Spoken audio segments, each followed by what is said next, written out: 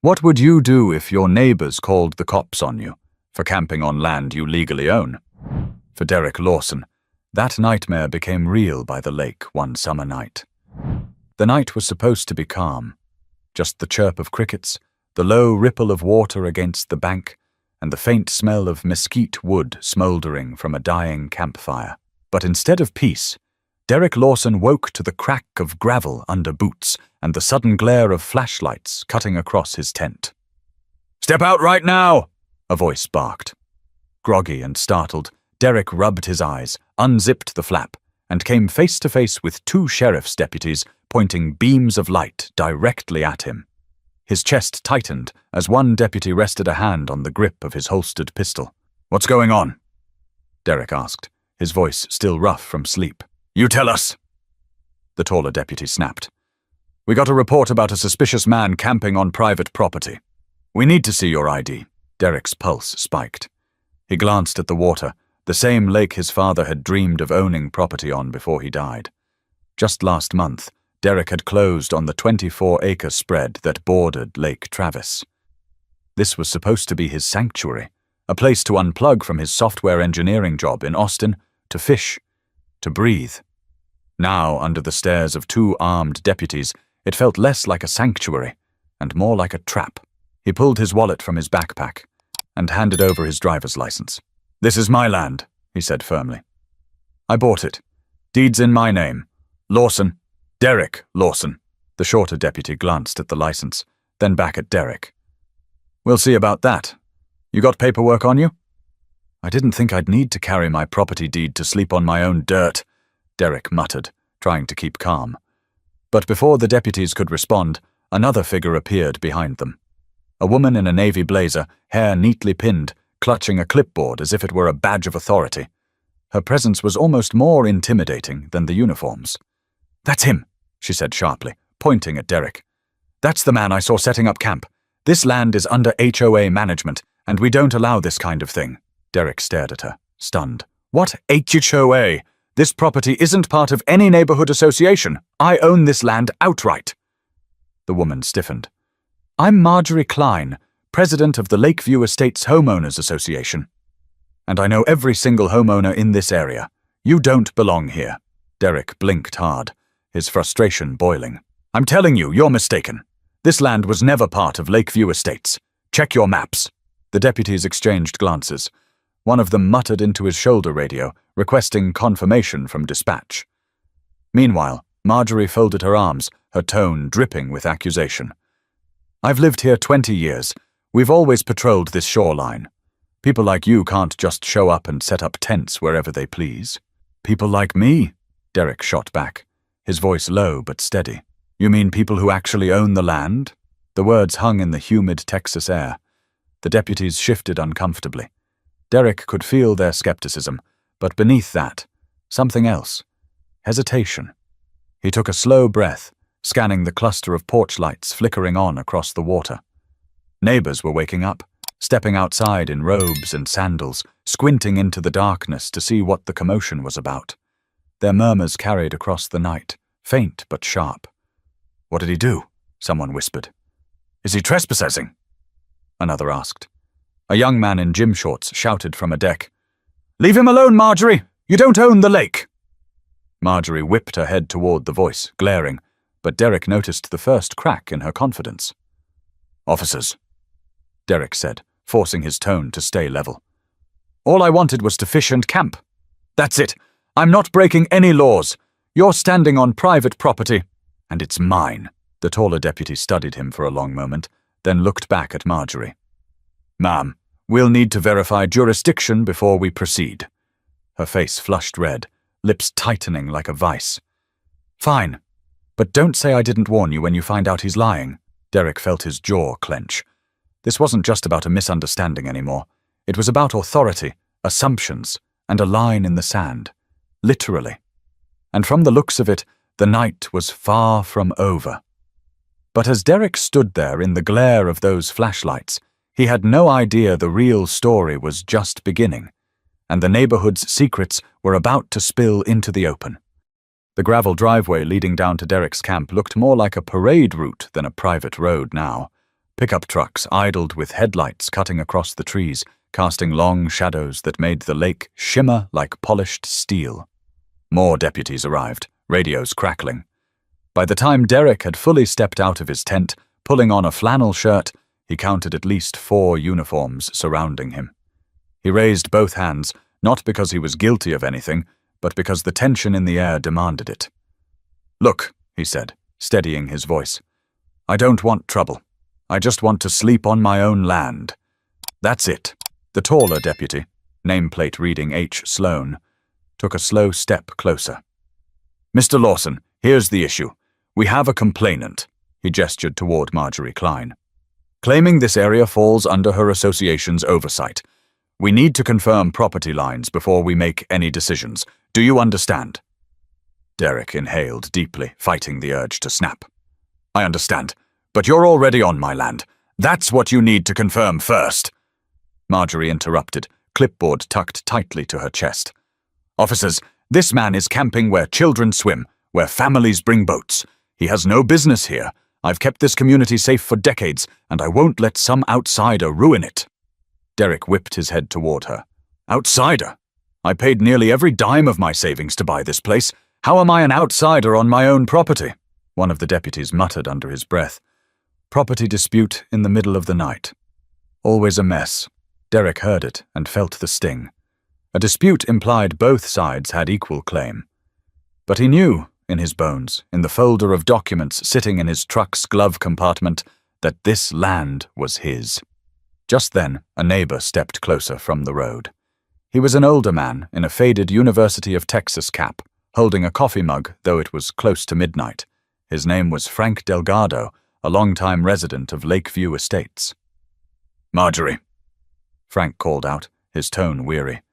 "That strip by the water never belonged to the HOA. You remember the boundary markers? Back when they put in the fence, the surveyor said it plain." Marjorie turned sharply, her face tightening. "Frank, don't insert yourself. This is official business." But the damage was done. Derek could see doubt flicker across the deputies' faces. Deputy Sloan's radio buzzed, a voice from dispatch asking for parcel numbers. "Do you have the deed, Mr. Lawson?" "In my truck," Derek said, pointing toward the gravel where his Ford was parked. "Can I get it?" "Slowly," Sloan instructed, hand still near his sidearm. Derek exhaled, walked carefully to the truck, and pulled a manila envelope from the glove box. He handed it over. The deputy flipped through the pages with his flashlight. Survey maps, plat drawings, a signed deed of sale from Travis County.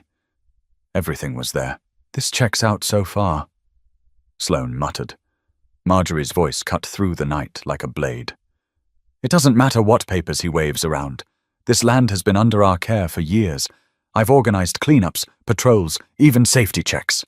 That proves it's ours in practice, if not in name." Derek let out a humorless laugh. "So you've been trespassing all this time, and you think that makes it yours?"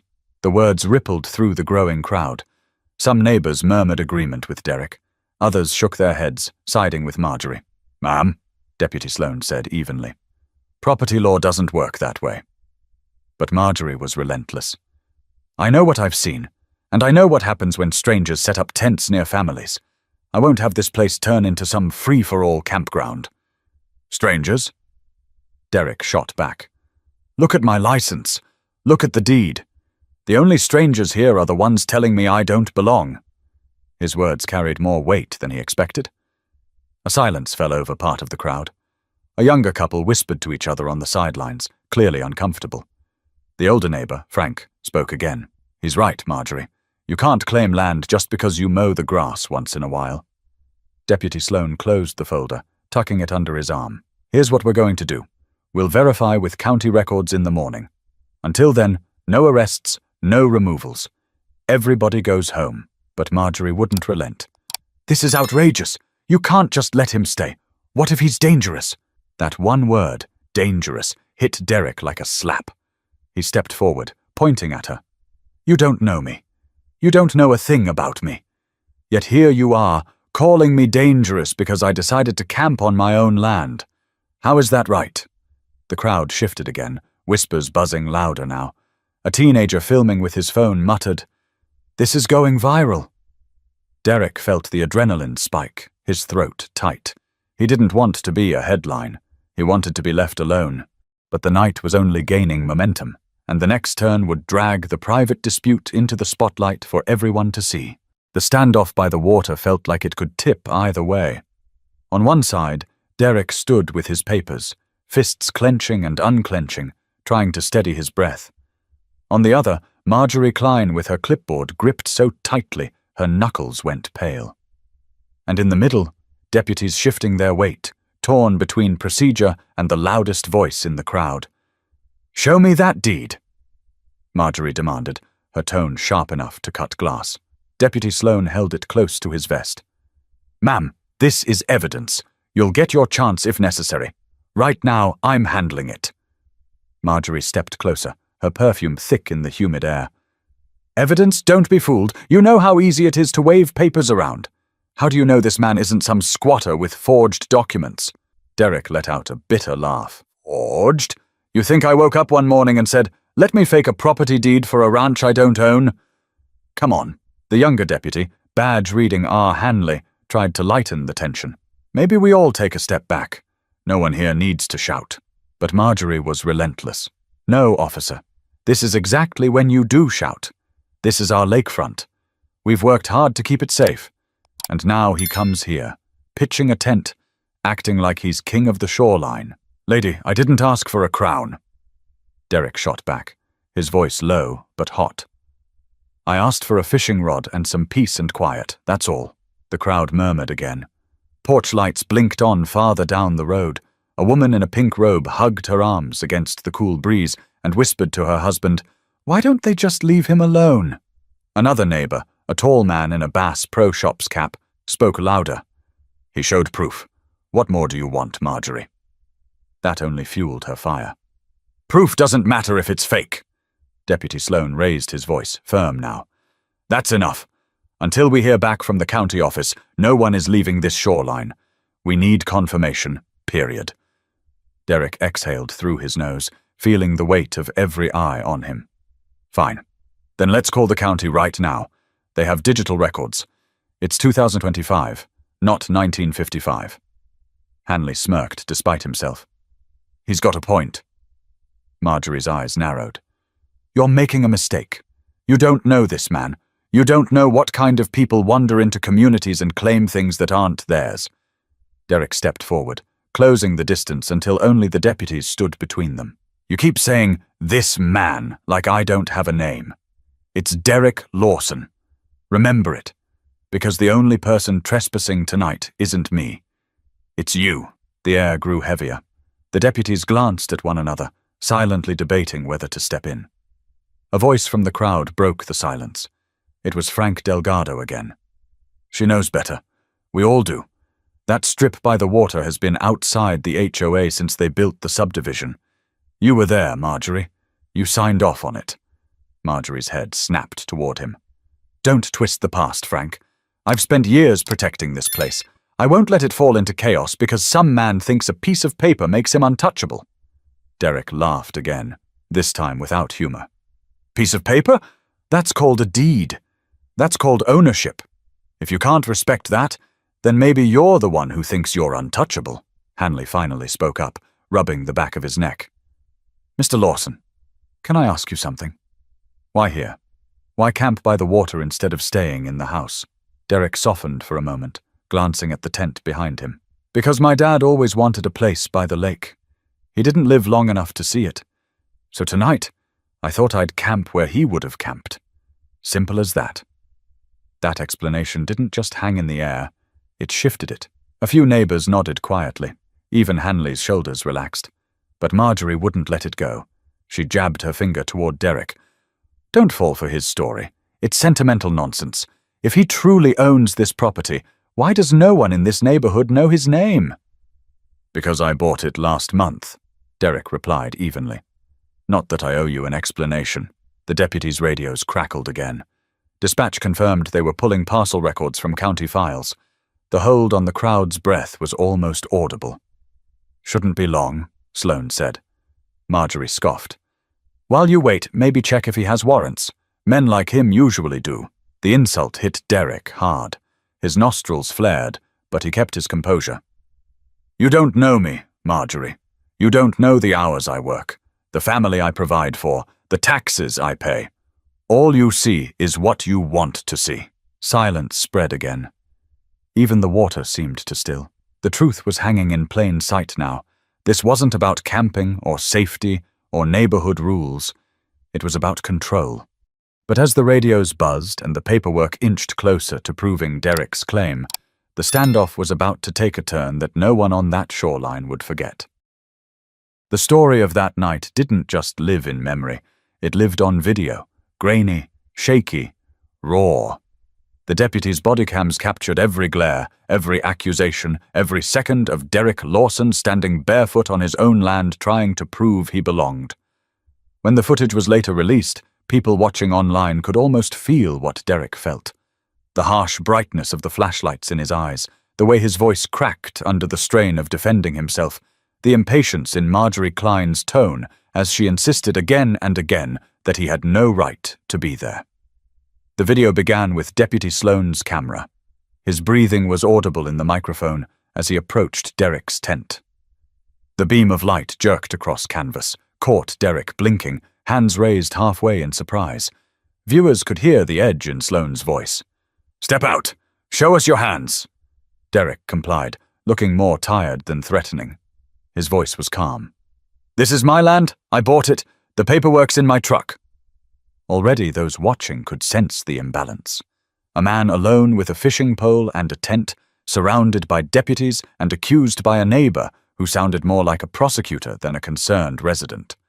Switched to Deputy Hanley's camera.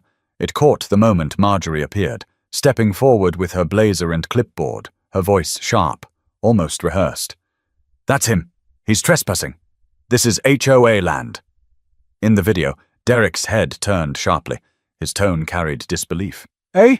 What HOA? My deed says otherwise." The crowd watching from their porches was barely visible in the footage, but their whispers floated on the microphone. "What's happening?" one voice asked. Another said, "Isn't that Frank's old boundary line?" Bodycam footage doesn't lie. It doesn't add polish. It doesn't edit. And in this case, it revealed not just a property dispute, but the layers of suspicion and bias simmering under the surface. Marjorie's voice cut through the night. "He's lying. He has no business here. I've been here 20 years, and I know this land better than anyone." And then Derek's reply, low, steady, shaking with anger, landed like a punch in the gut for viewers later. "You've been using my land without permission. That doesn't make it yours." The video showed Hanley glancing sideways at Sloane, uncertainty in his stance. He wasn't fully convinced of Marjorie's claim, but he also wasn't ready to challenge her head-on. His silence said more than his words. Another clip from Sloane's bodycam caught the moment Derek handed over his manila envelope. His hands shook slightly as he pulled the deed from the folder. Not from guilt, anyone could see that, but from the sheer exhaustion of being challenged on something he knew was right. Sloane held the papers under the flashlight, mumbling to Hanley. "Looks legit. Signatures line up." Marjorie lunged forward in the frame, jabbing a finger. "Don't be fooled.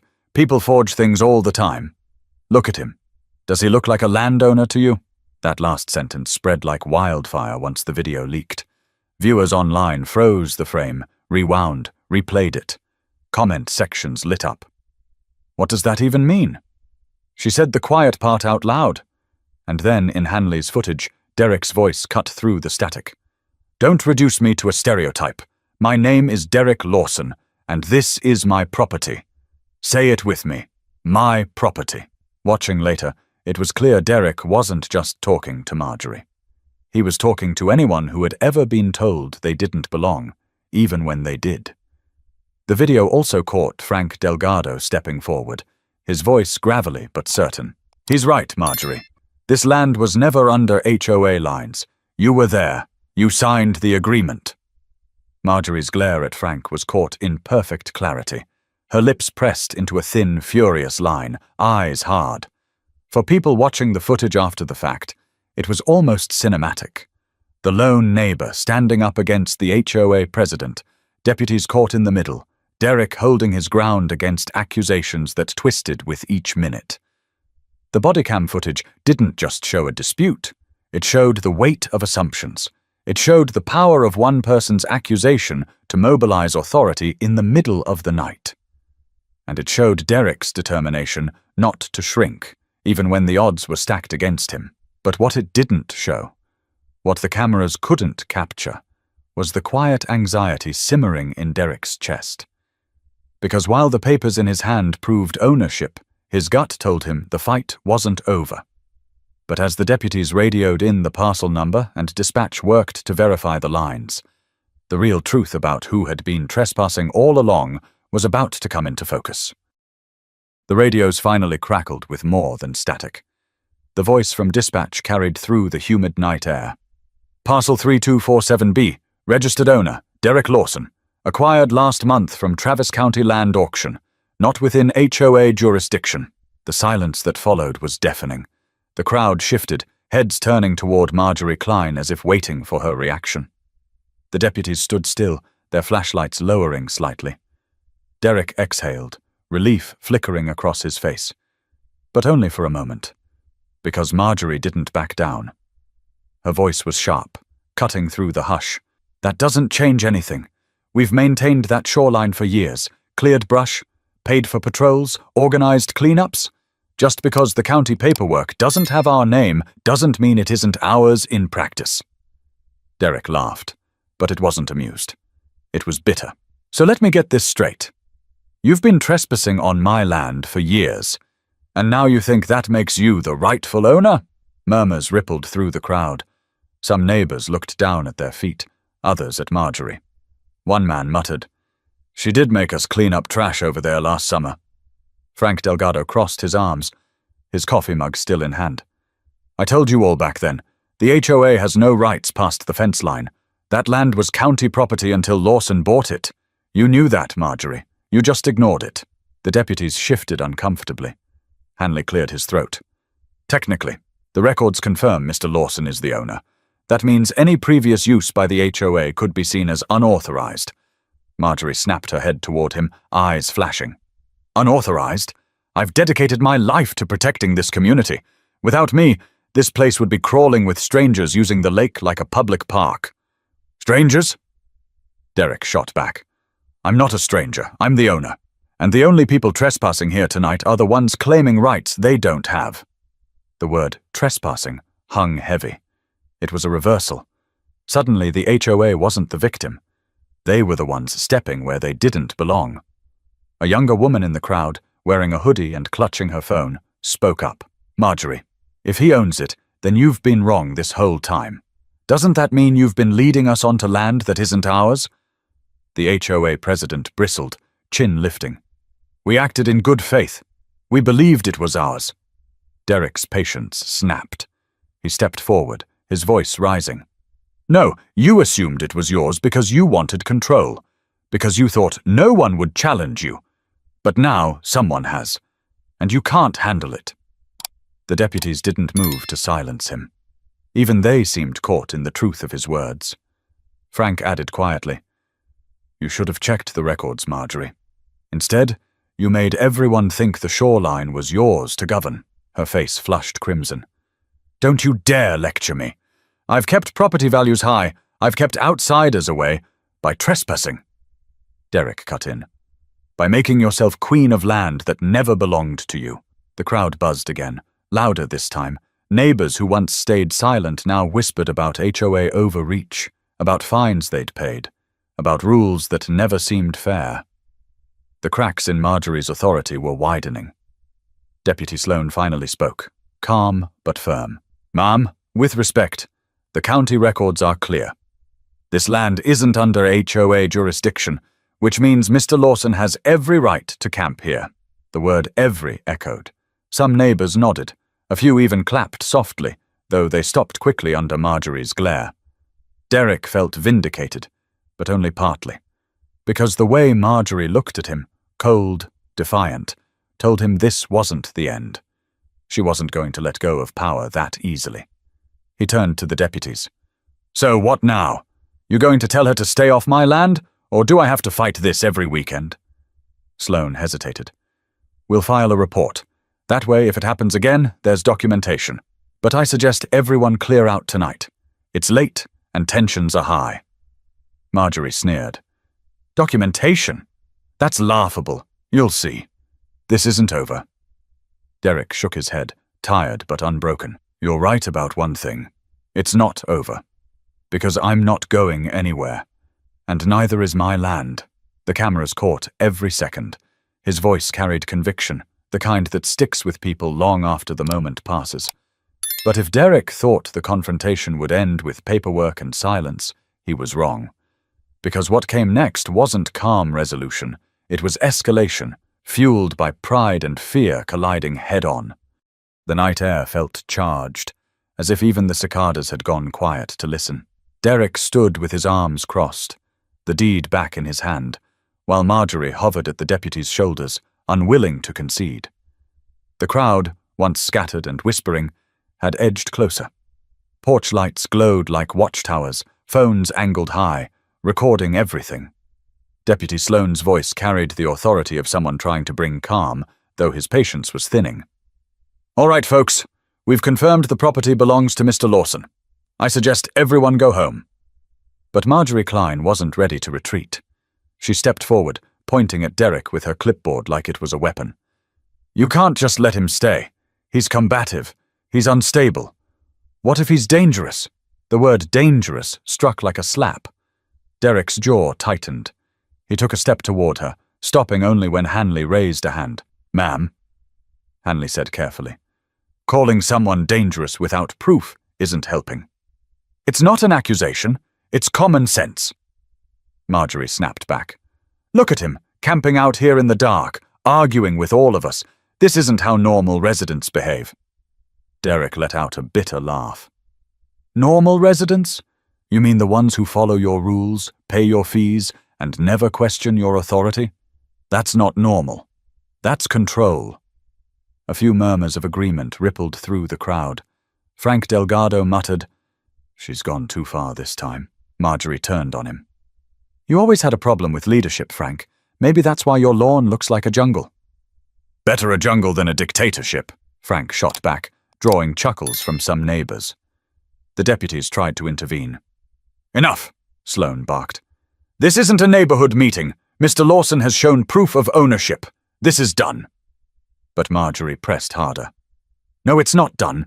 He hasn't proved who he really is. He could have faked that paperwork. He could be squatting until he flips the land. She looked at the deputies, her voice rising. Detain him until you're sure. Keep him here until morning. The crowd went still. Even the deputies looked taken aback. You want me arrested? Derek said slowly, disbelief heavy in his voice. For camping on my own land? Marjorie didn't flinch. If you have nothing to hide, you won't mind being held until this is sorted. Derek felt his chest burn with anger. He turned toward the crowd, his voice rising so every neighbor could hear. This is what happens when people let fear and control rule everything. She's not asking for safety. She's asking for obedience. Deputy Hanley shifted uneasily, glancing at Sloane. Technically, we could bring him in until records are verified, he said, his tone cautious. We've done it before in disputed property cases. No, Sloane countered firmly. He's got papers, IDs, and dispatch confirmation. That's enough. We can't detain someone for being right. Derek's heart thudded. For the first time all night, someone in authority had said it plainly. But Marjorie wasn't done. If you won't do your job, then the HOA will handle it.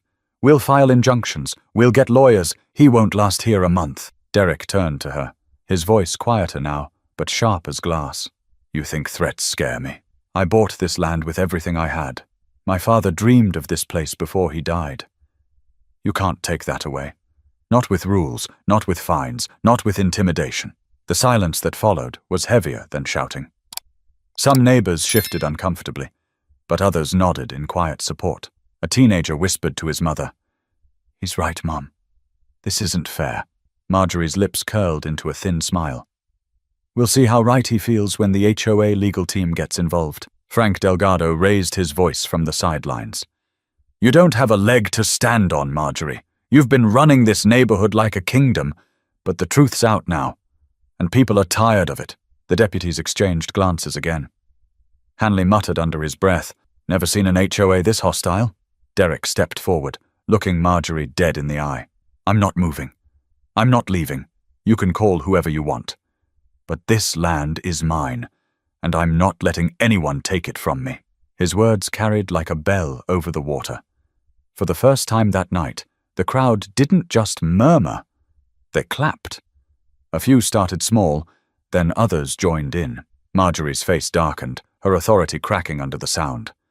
Sloane raised his voice above the noise. "That's enough for tonight. Everyone clear out. Mr. Lawson stays. If anyone trespasses again, they'll answer to the law." The crowd slowly dispersed, though many lingered, eyes flicking between Derek and Marjorie. Phones clicked off, porch lights dimmed, but the tension didn't leave. It only shifted. But as the neighbors retreated into their homes, the division in Lakeview Estates was only deepening, and what began as a midnight confrontation was spiraling into a battle that would split the community in two. By morning, the whole neighborhood knew. What started as flashlights and shouting by the lake had turned into the only topic of conversation on the winding streets of Lakeview Estates. The HOA email list lit up before sunrise, Marjorie's message typed in her clipped, no-nonsense style. Late last night, an individual claiming ownership of lakefront property attempted to camp in an area long managed by the association. Law enforcement was called. The matter remains unresolved.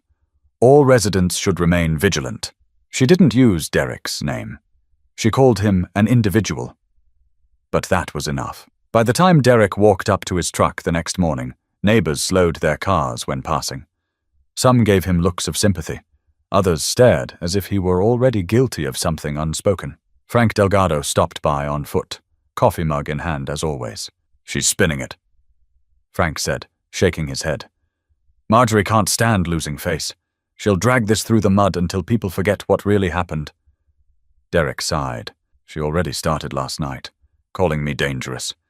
Acting like camping makes me a criminal." Frank leaned against the truck. "Don't underestimate her. Folks here are split. Some have wanted her out for years. Others would follow her off a cliff if she asked." It didn't take long before the divisions showed themselves in real time. At the small cafe near the subdivision entrance, two women sat at a corner table, their voices carrying across the room. "She's right, you know," one whispered. "He came out of nowhere. Who just buys land and camps on it like that?" Her friend shook her head. "You saw the body cam footage. He had the deed. Marjorie was the one trespassing, not him," the first woman scoffed. "Doesn't matter. People don't just appear without warning. If he wanted peace, why buy land here? Why not somewhere else?" Meanwhile, in the gas station parking lot, a teenager pulled up a video on his phone, showing his friends the clip he'd taken of Derek declaring, "This land is mine." It had already racked up thousands of views on social media. "Dude's a legend," one kid said. "Finally stood up to her," another frowned. "Legend or not, he's going to have a target on his back. HOA doesn't forgive." Back at the lake, Derek tried to shake the weight of everyone's eyes. He sat on the tailgate of his truck, staring at the water, wondering if he'd made a mistake buying the land at all. That's when another neighbor walked up, a younger woman this time, wearing jogging gear, earbuds hanging around her neck. Her name was Shannon Reyes. "I saw what happened," she said softly. "I wanted to say, I believe you. I know Marjorie. She's been overreaching for years. People just don't want to cross her." Derek looked up, surprised. "Thanks. I appreciate that." She hesitated before adding, "But be careful. She doesn't take humiliation well. If she feels like she lost, she'll double down." As the day stretched on, the split became clearer. Some neighbors nodded at Derek, offering quick words of support. Others avoided his gaze, retreating into their houses. It was as if the whole community had been forced to pick a side overnight. That evening, while Derek was cleaning up his tent, another man showed up. Tall, grey-haired, expensive golf polo. Calvin Pierce, one of the HOA board members. He didn't come yelling. His tone was measured, almost polite. "Mr. Lawson, I wanted to speak privately. Last night was unfortunate. The board feels Marjorie may have been a little too forceful." Derek raised an eyebrow. A little too forceful. She tried to have me arrested. Calvin held up his hands. I'm not defending her tone, but you should understand, people here are protective of their routines. Change doesn't sit well. If you want peace, you might consider working with the HOA instead of against it. Work with the people who tried to run me off my own land? Derek asked flatly. Calvin's smile was thin. Sometimes it's easier to bend than to break. Think about it. He walked off without waiting for an answer. Frank appeared from across the road, shaking his head. That's how they work. Smile in your face, twist your arm behind your back. Derek looked out at the lake, his jaw tight. I'm not bending. As the sun set, the split in Lakeview Estates grew sharper. Some neighbors wanted Marjorie gone, whispering about calling a vote to replace her. Others rallied to her defense, convinced Derek was an intruder threatening the order of their community. And through it all, Derek felt the weight of being the dividing line, the man in the middle of a neighborhood war he never asked for.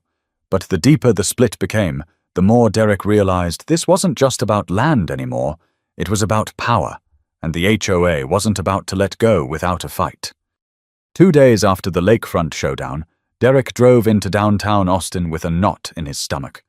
He had an appointment at the Travis County Clerk's office, and he wasn't leaving without a certified copy of his property deed. If Marjorie Klein wanted to question legitimacy, then he would bring her the kind of proof no one could dispute, stamped, signed, and official. Inside the office, the clerk, a middle-aged man with thinning hair named Gerald McCann, greeted him at the counter. Derek slid the property number across the desk.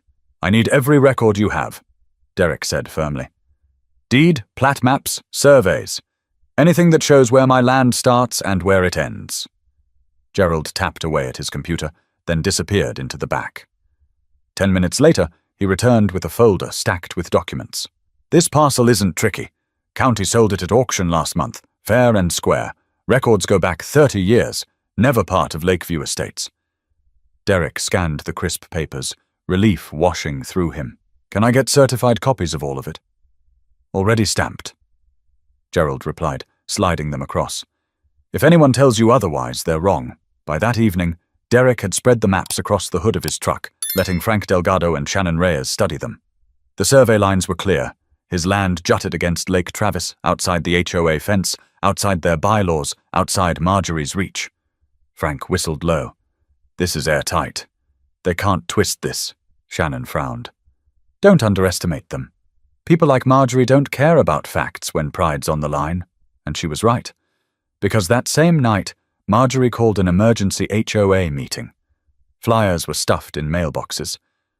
The subject line of her email read, Community under threat. By the time Derek arrived, certified documents in hand, the community center parking lot was full. Dozens of neighbors packed the folding chairs, arms crossed, waiting for answers.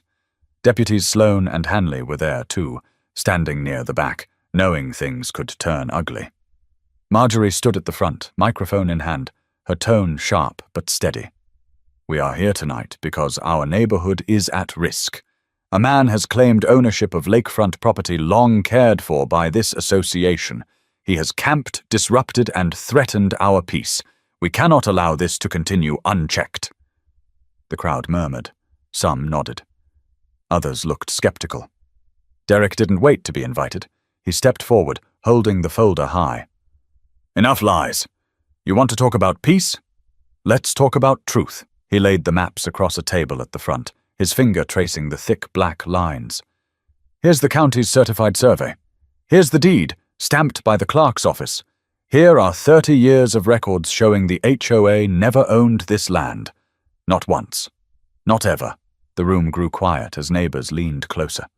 The bold stamps of Travis County shone under the fluorescent lights. Frank stood and pointed. There it is. Plain as day. Marjorie, you knew about that boundary years ago. You just pretended it wasn't real. Gasps rose from the crowd. Heads swiveled toward Marjorie. She opened her mouth but faltered. That's not the point, she stammered finally. Paperwork doesn't erase the fact that we've maintained that shoreline. We've invested time and money. That counts for something. Not in the eyes of the law, Deputy Sloan said flatly from the back.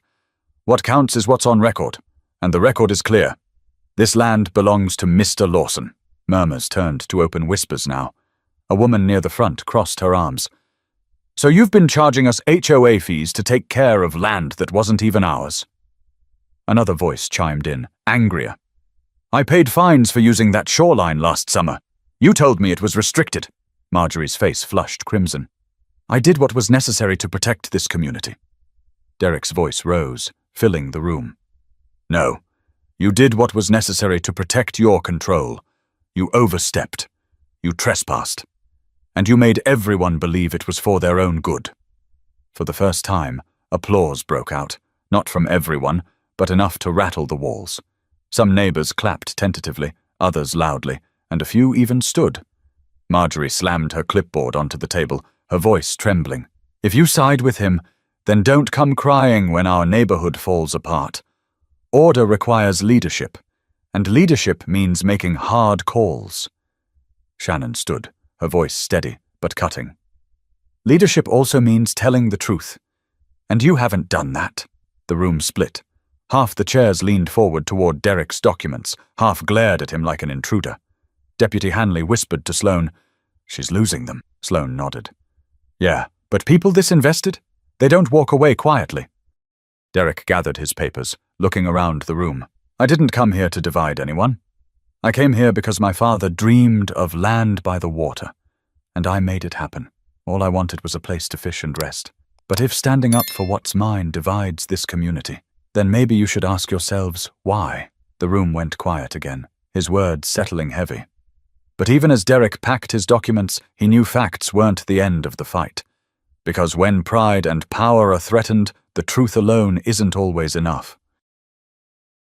When Derek drove home that night, the roads of Lakeview Estates felt different. Houses he had passed a dozen times without thought now seemed loaded with stares and whispered opinions. The weight of the emergency meeting clung to him like dust after a storm.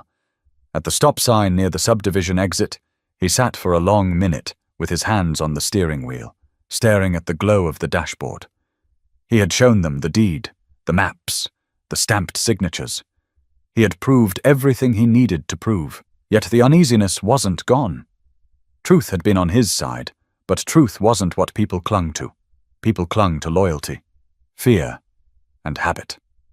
By morning, the community was buzzing again.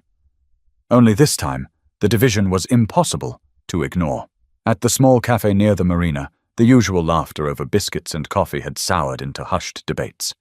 Two older men sat by the window, one shaking his head. She's finished, he muttered. HOA can't survive this. You saw those documents. The other leaned back, arms crossed. Don't be so sure. Folks like Marjorie don't back down. She'll rally the loyal ones, stir up fear. This Lawson guy better watch his back. Across town, Derek sat at a diner booth with Frank Delgado and Shannon Reyes. The waitress topped off their coffee as Frank leaned forward. You did everything right, Frank said. Certified copies? Maps? Hell, you could teach a class on property rights after this. But Marjorie doesn't care about right. She cares about control, Shannon nodded. And the people who've leaned on her for years? They don't want to admit they were wrong. It's easier to keep blaming you. Derek sipped his coffee, staring at the steam. So what am I supposed to do? Fight every week just to use my own land? You stand firm, Frank said. She'll push, but if you give in once, she'll never stop. The only language people like her understand is resistance. That afternoon, while Derek worked on clearing brush by the shoreline, a pair of neighbors walked past, deliberately slowing. They didn't greet him. One muttered loud enough for Derek to hear. This is what happens when you let outsiders in. Derek paused, rake in hand, chest tightening. He almost shouted back, but bit his tongue. Their words stung, but feeding the fire wasn't going to help. Later, Shannon stopped by with groceries. You're not alone, she told him firmly. People are talking. Some of us are planning to call a vote to replace Marjorie. The HOA has limits. Even she can't run it like a kingdom forever. Derek nodded slowly. The thought gave him some hope, but also worry. And if they don't? What if they rally behind her instead? Then you keep fighting, Shannon replied. Because the truth doesn't stop being true just because it's unpopular. Meanwhile, in living rooms across the subdivision, arguments flared. Couples who once agreed on everything suddenly found themselves divided. One spouse defended Marjorie's years of work, the other condemned her lies. Dinner tables became battlegrounds. Group chats exploded with accusations, memes, even clips from the body cam footage spreading like wildfire. Marjorie herself wasn't silent. She doubled down, sending long emails painting Derek as a threat to stability. She claimed he was planning to turn his property into a rental campground, warning of outsiders swarming the lake. Some believed her. Others rolled their eyes. But no one ignored it. By the week's end, Derek couldn't stop thinking about his father. His dad had worked construction all his life, saving for a dream he never got to live. Derek had made that dream real, yet here he was, fighting just to sit by a fire pit in peace. That Friday evening, he lit another campfire by the water. The flames reflected in his tired eyes as he spoke out loud, though no one was there to hear it. "You'd tell me to stand tall, Dad. You'd say don't let them push you off what you earned. So that's what I'll do." He leaned back in the camp chair, listening to the crackle of wood and the soft lap of water. For the first time in days, he felt steady again. But the peace wouldn't last, because as Derek strengthened his resolve, Marjorie's anger was hardening too, and her next move would come with consequences neither of them could ignore. Saturday morning rolled in with the kind of quiet Derek had been craving all week. The lake was calm, the early sun glinting off the water like glass. He made coffee over the campfire, sitting back in his chair, breathing in the smell of damp earth and pine. For a brief moment, it felt like his father was sitting beside him, nodding, proud. But even in the calm, he knew the fight wasn't truly over. HOA politics had a way of dragging on, of festering in back rooms and emails. He had already seen it. The suspicious stares, the cold shoulders, the rumors Marjorie planted like weeds. Yet despite it all, he was still there, still standing on the land he had bought fair and square. Later that afternoon, a knock came at his door. Frank and Shannon stood outside, both looking worn but determined. "She's already pushing again," Shannon said. "Emails, phone calls, warning people that you're going to turn this place into some sort of rental park. It's ugly." Derek shook his head, frustration tightening in his chest. "She's not even embarrassed by the truth. She'd rather spin a lie than admit she was wrong." Frank stepped forward, setting his mug down on the porch rail. "That's who she is. But here's the thing. You showed people something they hadn't seen before. You stood up to her. And a lot of folks noticed," Shannon added softly. "Some are scared to speak out, but more than you think are with you. They just need someone to remind them it's okay to stop being afraid." Derek sat back, letting the words sink in. He hadn't asked to be anyone's symbol. He only wanted to fish, to camp, to honor his dad's dream. But maybe this wasn't just about him anymore. That evening, as the sky turned orange and purple, Derek walked back to the lakefront with Frank and Shannon. They set up chairs, a cooler of drinks, and a small fire. Before long, a few other neighbors trickled over. People who had once kept their distance now approached, cautiously, but curious. One man said quietly, "I paid a fine last year for taking my boat out from this shore. If it wasn't HOA land, then I guess I've been lied to." Another woman added, "We let her tell us what to do because we thought she was protecting us. But maybe she was just protecting her control." The group sat together, watching the fire crackle. Derek didn't gloat, didn't rub it in. He simply said, "All I ever wanted was to be here, to sit by the water without being told I don't belong. That's it." The simplicity of his words settled heavier than any speech could. By the end of the night, Derek felt something shift. Not the whole neighborhood, not yet, but enough. Enough people realizing that authority unchecked is dangerous. Enough realizing that silence can be as harmful as lies. In the days that followed, conversations kept spreading. The HOA wasn't dissolved overnight, and Marjorie didn't vanish. But her power was cracked, and cracks only grow. For the first time, the community questioned instead of obeyed, and Derek, tired but unbroken, found strength in knowing he hadn't just defended land. He'd defended the principle that truth matters, no matter how loud the lies. Standing at the shoreline one last time that week, he whispered to himself, "Dad, we did it. We didn't let them take it." The lesson was clear. Property rights aren't just about paperwork. They're about respect. Respect for boundaries, respect for ownership, respect for people. And when those things are ignored, the cost is always higher than anyone expects. So if you're listening to this, take it with you. Don't let anyone strip you of what's yours. Not through intimidation, not through lies, not through fear. Stand firm.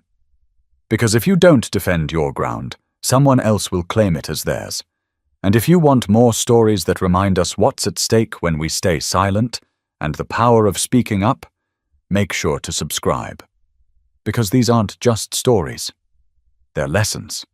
And sometimes they're warnings. The fight for respect doesn't end when the paperwork is stamped.